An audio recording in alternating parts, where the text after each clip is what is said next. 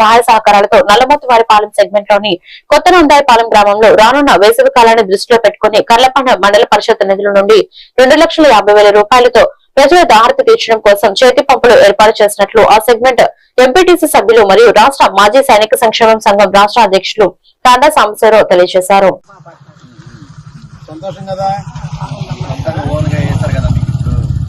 Motor వేసినప్పుడు తెచ్చుకోవాలి నీళ్ళు. ఇప్పుడంటే మనం దాన్ని వేసినప్పుడే ఇంటి దగ్గర పంపుంది కాబట్టి మీకు ఎప్పుడు కావాలంటే అప్పుడు తీసుకోవచ్చు. సంతోషమేగా.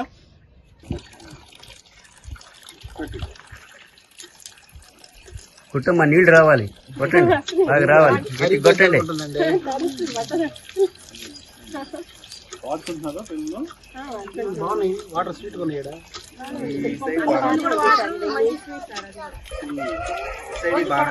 బాగా చాలా బాగుంది.